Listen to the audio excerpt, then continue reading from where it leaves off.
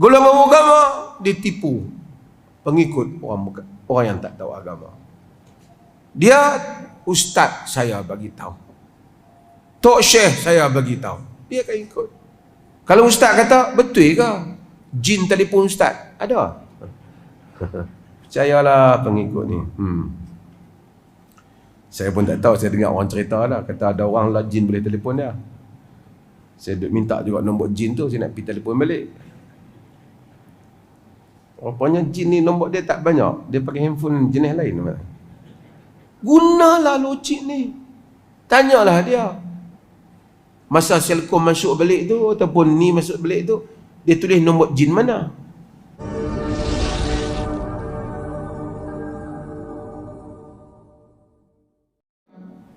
Dalam bacaan antara dua sujud ni, yang pertama dia kata Allahumma firli, ya Allah ampunkanlah aku.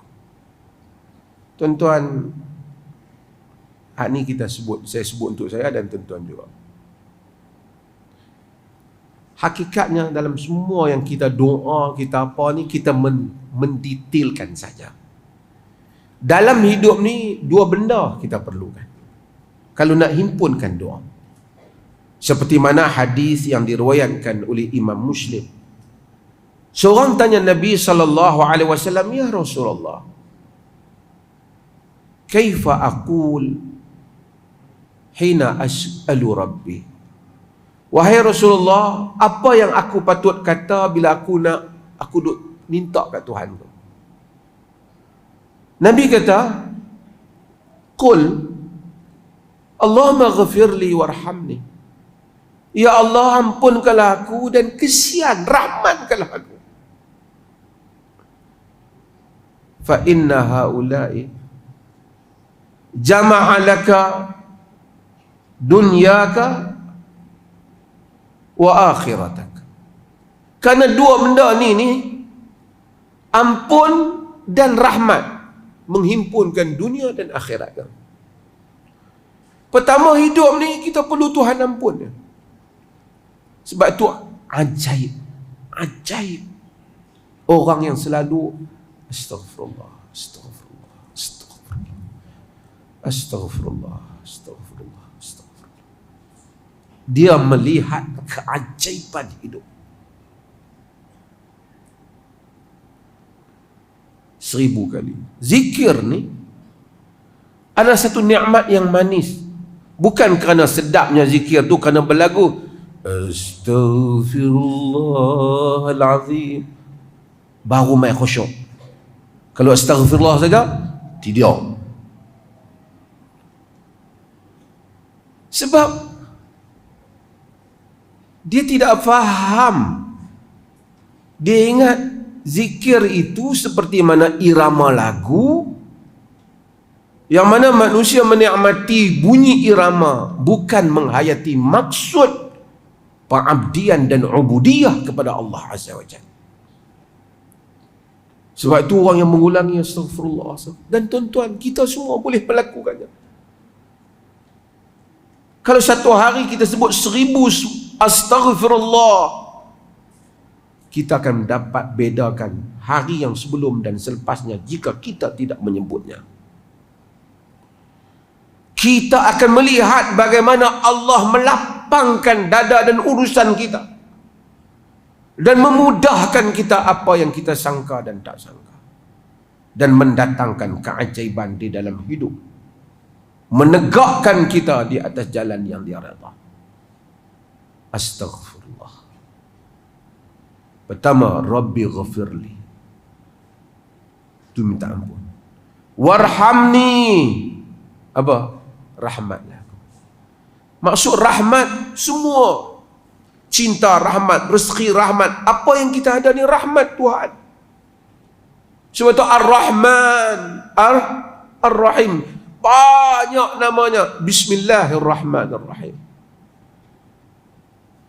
Sesiapa yang baca Quran, dia akan tahu kesemua kehidupan yang Tuhan lukiskan untuk insan, insan hanya perlukan rahmat.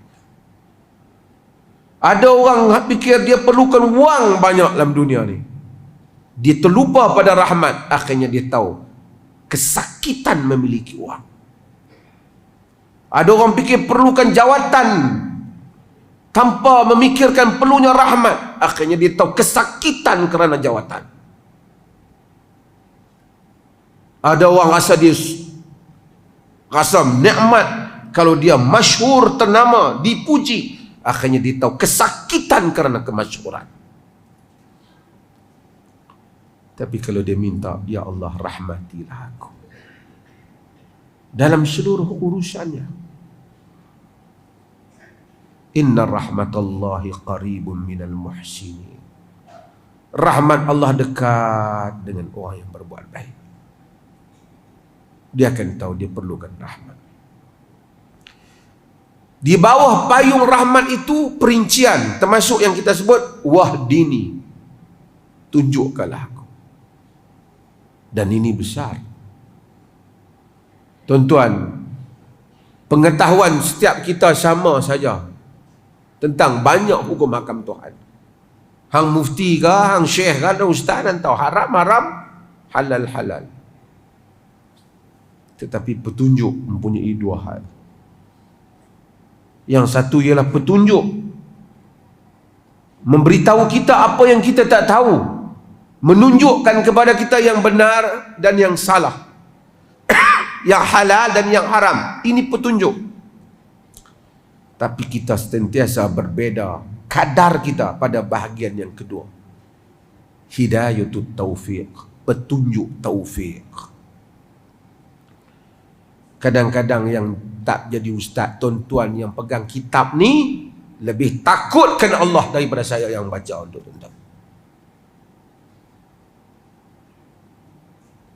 Maka ada hamba Allah, taufik Allah pada dia banyak. Harta sama, sedekah tak sama. Pengetahuan sama, salat tak sama. Hidayatut taufiq.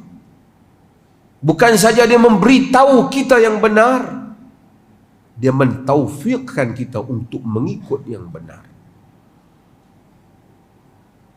Sebab tu sebahagian para ulama menyatakan orang-orang yang fasada min ulama'i hadhil ummah, ulama yang rosak, fihi shibuhun bil yahud, pada mereka fihim shibuhun bil yahud, pada mereka ada persamaan dengan Yahud. Ulama macam Yahudi tahu banyak, tapi dia lawan Nabi Muhammad. Tapi orang yang fasad di kalangan umat ini, di kalangan ahli-ahli zuhud, ahli-ahli ibadat, di kalangan ubad, di kalangan ahli ibadat, sama dengan Nasara. Nasara tak tahu apa, duk kena perkenal dengan Yahudi. Ilmu tak ada, Yahudi perkenal. Sebab tu dalam sembahyang, ihdinas siratal mustaqim, siratal ladzina an'amta alaihim ghairil maghdubi alaihim, bukan jalan orang yang kau marah. Siapa dia? Yahud. Ada information bagus, waladhdallin, tidak yang sesat, iaitu Nasara, yang disesatkan oleh orang-orang yang pandai. Dalam dunia ni pun macam tu. Ada golongan agama, ada golongan pengikut golongan agama. Golongan agama ditipu pengikut orang yang tak tahu agama. Dia ustaz saya bagi tahu, tok syekh saya bagi tahu, dia akan ikut. Sebab tu Quran kata afala taqilun, afala tatafakkarun, afala tubsirun. Tak dengar, tak fikir, tak bertengok ke? Disuruh kita bukan ikut membabi buhta. Wala taqfu ma laysa laka bi ilm, inna as-sam'a wal basara wal fuada kullu ulaika kana anhu mas'ula. Jangan ikut apa yang kamu tak ada pengetahuan. Pendengaran, penglihatan kamu akan ditanya oleh Allah. Untuk itu dia tak mau kita ikut. Kita tak boleh kata dah hang ustaz aku ikutlah. Tak boleh. You have to think. Kena fikir. Kalau ustaz kata, betul ke jin telefon ustaz? Ada? Tak tahu. Percayalah pengikut ni. Saya pun tak tahu, saya dengar orang cerita lah, kata ada orang lah jin boleh telefon dia. Saya duk minta juga nombor jin tu, saya nak pergi telefon balik. Rupanya jin ni nombor dia tak banyak, dia pakai handphone jenis lain. Come on lah. Jangan bodohkan diri kita. Bukan alam jin, surah jin ada, tapi come on, jangan buat benda yang bodoh. Orang kata tak mustahil, memang tak mustahil, tapi tak payahlah cerita-cerita. Kuliah-kuliah masjid ni di Perlis pun kita bagi warning sama lah. Jangan buat cerita-cerita yang bodoh. Kebodohan agama datang untuk bagi cerdik. Pi dengar kuliah daripada orang cerdik, pensyarah universiti, engineer, arkitek, pencen mai duduk dalam masjid, dengar ustaz cerita benda yang terang-terang against logik akal, bertentangan dengan logik, bertentangan dengan fakta, bukan backup dengan kitab dan sunnah, tak ada dalil kitab sunnah, dia buat cerita. Nak kata bohong pun ustaz. Ni ulama Bani Israel, alim lagi pada ustaz, bohong. Apatah lagi yang selepas daripada itu. Gunalah logik ni. Tanyalah dia. Masa Selcom masuk balik tu, ataupun ni masuk balik tu, dia tulis nombor jin mana? Saya bukan kata benda tu bercanggah dengan akidah ke apa, tapi tak menarik untuk agama dilihat bodoh ketika zaman orang duk tuduh Islam bodoh lah apa.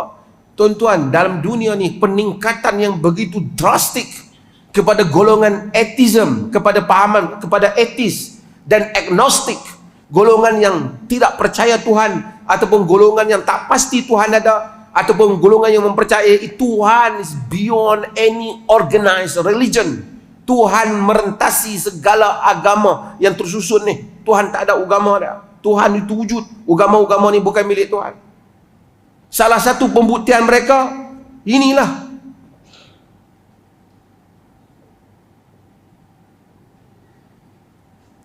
God delusion, macam-macam lagi yang mereka tulis nak cerita pembohongan Tuhan. Islam datang memberikan logik, answer for all this question, yang mana against Islam datang jawab, afala taqilun, iqra bismi rabbik, baca.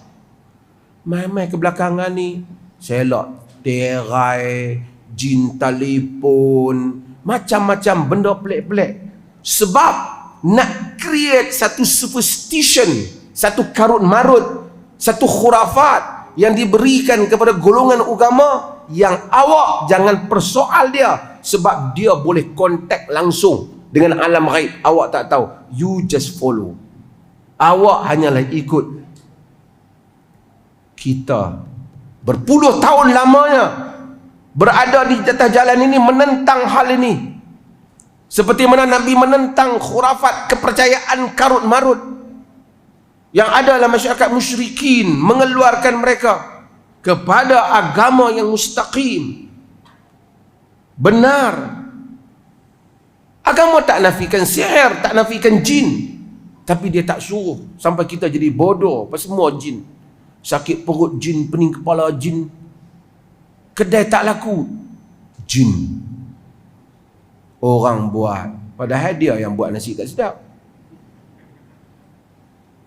Saya bukan nafikan boleh berlaku, tak boleh berlaku, boleh berlaku sihir, tapi semua kita dah keluar dah. Alhamdulillah, negeri Perlis ni korang kita dengar ni dia nak mai balik, dia nak mai balik.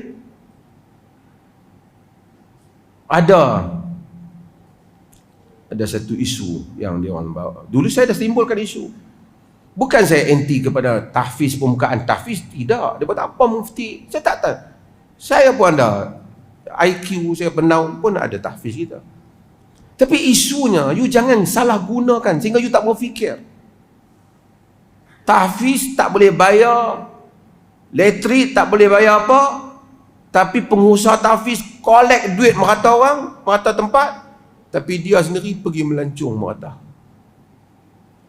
Tu yang kata dalam akaun berapa ratus ribu juta. Tapi pengikut jangan persoalkan. Ini Ustaz. Kalau Nabi kata hayya yajlis fi baiti abi wa ummi, ayati hadiah tu. Balik duduk di rumah mak bapak dia, hadiah mai kan Nabi kata kepada pekerja-pekerja yang pergi buat urusan Nabi. Tiba-tiba boleh kata yang ni orang bagi kat aku, tidak ada kaitan dengan jawatan.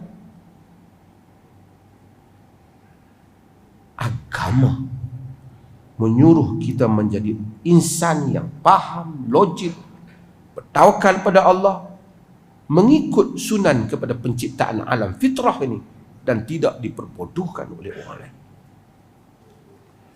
Azan dulu.